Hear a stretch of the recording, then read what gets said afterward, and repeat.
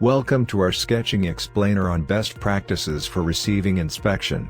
Today, we'll take you on a journey to understand the step-by-step process for quality control when receiving goods. Let's dive in. Step 1. Plan receiving inspection. First, it is all about setting the stage. Define what you're looking for, and your inspection criteria. It's like making a shopping list but for quality. And, don't forget the sampling plan. How many items are you going to check? Step 2. Conduct receiving inspection. Now, it's inspection time. Get your magnifying glass, or maybe just your keen eyesight, and start with a visual inspection. Check for anything that looks fishy, like dented boxes or suspicious labels. Step 3. Measure and test. Measure twice, inspect once.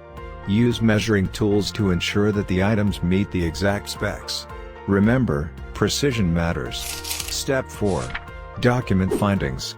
What's a good inspection without good records? Write down everything, measurements, test results, and if you find any sneaky defects. Step 5. Remember about sampling and testing. Sometimes, you need backup from the lab. For some goods, you might need more thorough testing. That's when the lab geeks step in. They'll run some advanced tests. Step 6. Accept or reject. To keep or not to keep, that's the question. Now, compare your findings to the inspection criteria. If it's good, give it a thumbs up.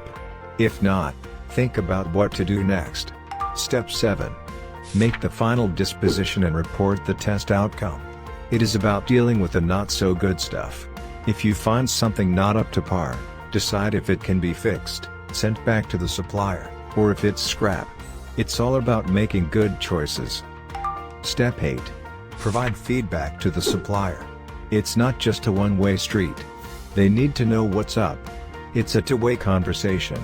Ask the vendor for action, if needed. Step 9.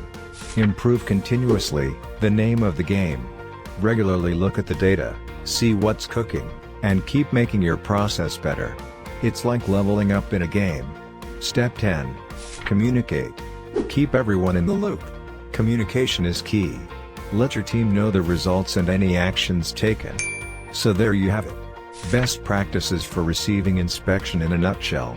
It's like a quality control adventure every time you receive goods. Thanks for joining our sketching explainer. Please subscribe to our channel, give a thumbs up, and visit our homepage. See you next time.